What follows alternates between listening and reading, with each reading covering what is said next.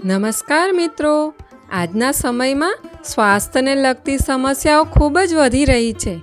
એમાંની એક મોટી સમસ્યા છે નસોની કમજોરી, નસોનું બ્લોકેજ, નસો દબાઈ જવી અને નસોમાં દુખાવો।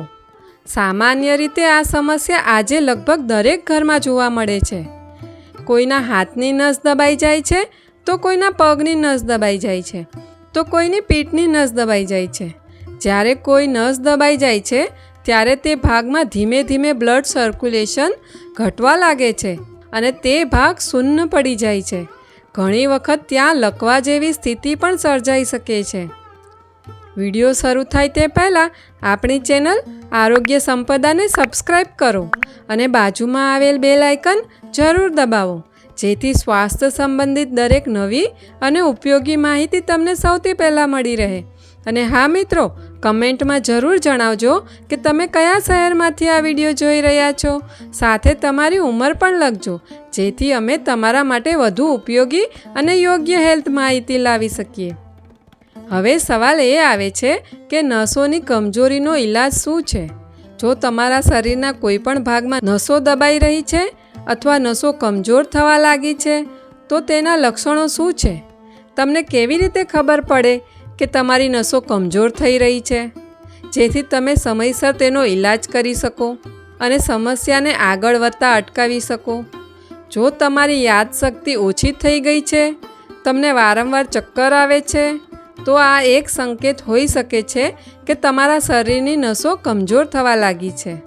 ક્યારેક જ્યારે તમે બેઠેલી સ્થિતિમાં અચાનક ઊભા થાઓ છો ત્યારે આંખોની સામે અંધારું છવાઈ જાય છે અથવા ચક્કર આવે છે।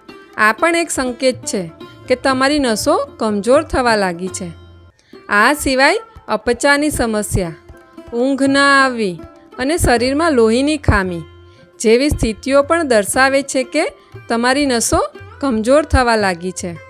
હવે જાણીએ નસોની કમજોરી થવા પાછળ કયા કારણો જવાબદાર છે। આ સમસ્યા થવા માટે મુખ્ય 3 કારણો જવાબદાર છે। જો તમે આ ત્રણેય બાબતોને તમારા શરીરમાં સંતુલિત રાખો છો તો ધીમે ધીમે નસોની કમજોરી દૂર થવા લાગે છે। પહેલું છે વિટામિન B12ની ખામી। વિટામિન B12 આપણા શરીરમાં નસો માટે એક સુરક્ષા કવચની જેમ કામ કરે છે।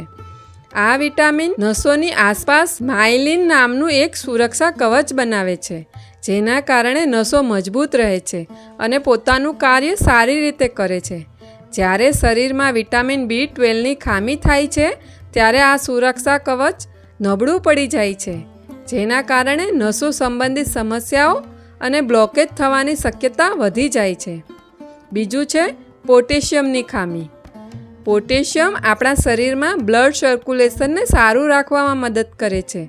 જ્યારે શરીરમાં પોટેશિયમ ઓછું થઈ જાય છે ત્યારે નસોની સંવેદનશીલતા ઓછી થઈ જાય છે, જેના કારણે કમજોરી અને દુખાવાનો અનુભવ થાય છે। ત્રીજું છે મેગ્નેશિયમની ખામી। મેગ્નેશિયમ નસોને શક્તિ આપે છે। જ્યારે શરીરમાં મેગ્નેશિયમની માત્રા ઓછી થાય છે ત્યારે નસોની કાર્યક્ષમતા પ્રભાવિત થાય છે અને શરીર સુસ્ત તથા નબળું લાગવા લાગે છે। હવે સવાલ એ આવે છે કે લાંબા સમય સુધી નસો મજબૂત રહે તે માટે કઈ વસ્તુઓ ખાવાથી બચવું જોઈએ? જો તમે હજુ સુધી આપણી ચેનલ આરોગ્ય સંપદાને સબસ્ક્રાઈબ નથી કરી તો અત્યારે જ સબસ્ક્રાઈબ કરી લો અને બાજુમાં રહેલ બેલ આઇકન જરૂર દબાવો। વધારે માત્રામાં નમક અને ખાંડનું સેવન ન કરો। જ્યારે તમે વધુ માત્રામાં ખાંડ અને નમક લો છો ત્યારે બ્લડ સર્ક્યુલેશન પ્રભાવિત થાય છે, તેના પરિણામે નસોની કમજોરી વધવા લાગે છે। આઈસ્ક્રીમ અને વધુ મીઠી વસ્તુઓ ખાવાથી પણ બચવું જોઈએ, કારણ કે આ વસ્તુઓ નસોની કમજોરી વધારી શકે છે। વધારે પડતું તળેલું, સ્પાઇસી, જંક ફૂડ અને રિફાઇન્ડ ઓઇલથી પણ દૂર રહેવું જોઈએ। આ બધી વસ્તુઓ આપણા પાચન તંત્ર પર ખરાબ અસર કરે છે, પરિણામે આપણે જે પણ પૌષ્ટિક અને હેલ્ધી વસ્તુઓ ખાઈએ છીએ તેમાં રહેલા વિટામિન્સ અને મિનરલ્સ શરીરમાં સારી રીતે શોષાઈ શકતા નથી, જેના કારણે નસોની કમજોરી વધવા લાગે છે। હવે જાણીએ કે નસોની કમજોરી દૂર કરવા માટે શું ખાવું જોઈએ। લીલા પાંદડાવાળા શાકભાજીનું સેવન કરવું જોઈએ।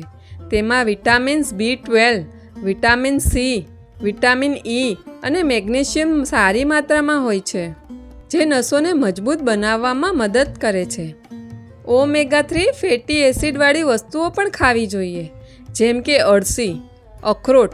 આ બધી વસ્તુઓમાં ઓમેગા-3 ફેટી એસિડ સારી માત્રામાં હોય છે, જે નસોને સ્વસ્થ અને મજબૂત રાખવામાં ખૂબ ફાયદાકારક છે. કિસમિસનું સેવન પણ કરવું જોઈએ. કિસમિસ ખાવાથી નસોની કમજોરી દૂર કરવામાં મદદ મળે છે અને શરીરમાં ઉર્જા જળવાઈ રહે છે. તમે ડાર્ક ચોકલેટ પણ ખાઈ શકો છો.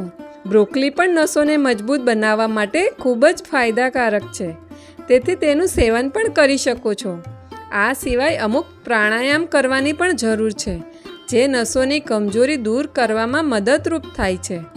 એમ તો બધા જ યોગ અને પ્રાણાયામ આપણા શરીર માટે લાભદાયક છે, પરંતુ અમુક એવા પ્રાણાયામ છે જે ખાસ કરીને નસોની કમજોરી ઘટાડવામાં મદદ કરે છે. એમાં પહેલું પ્રાણાયામ છે ભસ્ત્રિકા અને બીજું છે અનુલોમ વિલોમ. જો તમે આ બંને પ્રાણાયામ નિયમિત રીતે કરશો તો તમારા શરીરમાં નસોની કમજોરી થવાની શક્યતા ઓછી થશે, અને જો કમજોરી શરૂ થઈ ગઈ હશે તો તેમાં પણ ધીમે ધીમે સુધારો થવા લાગશે. હવે વાત કરીએ એક એવા ઉપચારની જે નસોની કમજોરી દૂર કરવામાં મદદરૂપ થાય છે. તેની સાથે સાથે તે વિટામિન B12, મેગ્નેશિયમ અને પોટેશિયમ જેવા પોષક તત્વો પણ પૂરા પાડે છે, જે નસોને મજબૂત બનાવવામાં મદદ કરે છે. મિત્રો, આ બધા જ પોષક તત્વો તમને એક જ ખાદ્ય વસ્તુમાંથી મળી શકે છે, અને તેનું નામ છે કોળાના બીજ, જેને પમ્પકિન સીડ્સ પણ કહેવામાં આવે છે. ઘણા લોકો એવું માને છે કે જો પમ્પકિન સીડ્સ વધારે માત્રામાં ખાઈ લઈએ તો વધુ પોષક તત્વો મળશે, પરંતુ આવી ભૂલ ક્યારેય ન કરવી. પમ્પકિન સીડ્સ હંમેશા યોગ્ય માત્રામાં જ ખાવા જોઈએ, જેથી તેનો સંપૂર્ણ લાભ મળી શકે. તમારે રોજ માત્ર 1 ચમચી જ કોળાના બીજ ખાવા જોઈએ. 1 ચમચીથી વધુ માત્રામાં તેનું સેવન ન કરવું, કારણ કે વધુ પ્રમાણમાં ખાવાથી તેની આડઅસર પણ થઈ શકે છે. તમે પમ્પકિન સીડ્સને દહીં, સલાડ અથવા અન્ય ખોરાકમાં ઉમેરીને ખાઈ શકો છો. જો તમને આખા બીજ ખાવા પસંદ ન હોય તો તમે તેનો પાવડર બનાવી દૂધમાં ઉમેરીને પણ પી શકો છો. આ બીજ તમને લગભગ દરેક સુપરમાર્કેટમાં સરળતાથી મળી જાય છે અને ખૂબ મોંઘા પણ નથી. આ બીજમાં પોટેશિયમ, મેગ્નેશિયમ, કેલ્શિયમ, આયરન અને ઘણા બધા જરૂરી પોષક તત્વો ભરપૂર માત્રામાં હોય છે, જે નસોની કમજોરી દૂર કરવામાં મદદ કરે છે. તેથી જો તમને નસોની કમજોરી, નસોમાં દુખાવો અથવા નસોનું બ્લોકેજ જેવી સમસ્યા હોય તો આ બીજનું યોગ્ય માત્રામાં સેવન જરૂર કરો. આશા છે કે આજનો આ વિડીયો તમને ગમ્યો હશે અને આ વિડીયોમાંથી તમને કંઈક નવું જાણવા મળ્યું હશે. વિડીયો ગમ્યો હોય તો લાઈક અને શેર જરૂર કરજો. ચેનલ પર નવા હો તો ચેનલને સબસ્ક્રાઈબ કરી લેજો. ફરી મળીશું એક નવા વિડીયો સાથે. ત્યાં સુધી હંમેશા સ્વસ્થ રહો અને તંદુરસ્ત રહો. વિડીયોને અંત સુધી જોવા માટે તમારો ખૂબ ખૂબ આભાર. Thanks for watching.